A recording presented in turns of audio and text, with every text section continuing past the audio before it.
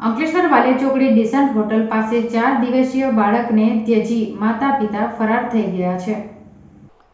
અંકલેશ્વર વાલિયા ચોકડી GIDC bus station સામે આવેલા ડિસન્ટ હોટલ બાજુના રોડ ઉપર આવેલા કેબિન પાસે ગત મોડી રાત્રે નવજાત શિશુ બિનવારસી હાલતમાં પડ્યું હતું.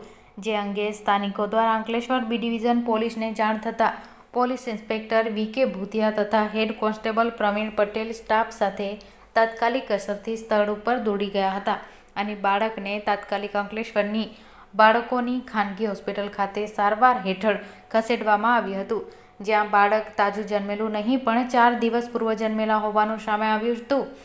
નવજાત શિશુ ભૂખને લઈ તેમજ શારીરિક રીતે બીમાર જણાતા તબીબ દ્વારા તેની સારવાર શરૂ કરી હતી.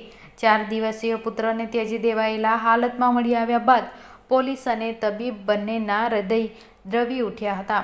જ્યાં પોલીસ પાલક પરિવારની ભૂમિકામાં આવી હતી તો તબીબ દ્વારા પણ બાળક પ્રત્યે સંવેદન વ્યક્ત કરતા નિઃશુલ્ક સારવાર કરી બાળકને નવજીવન આપ્યું હતું.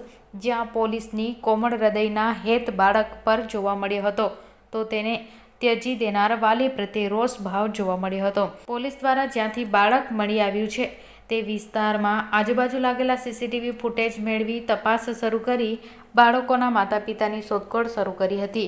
હ્યુમન ઇન્ટેલિજન્સની ટીમ પણ એક્ટિવ કરી હતી. આ ઉપરાંત પોલીસ દ્વારા ચાઇલ્ડ વેલફેર કમિટીમાં પણ જાણ કરી હતી અને બાળકનો સ્વાસ્થ્ય થાય બાદ તેમને સુપ્રત કરવા માટેની કવાયત શરૂ કરી હતી.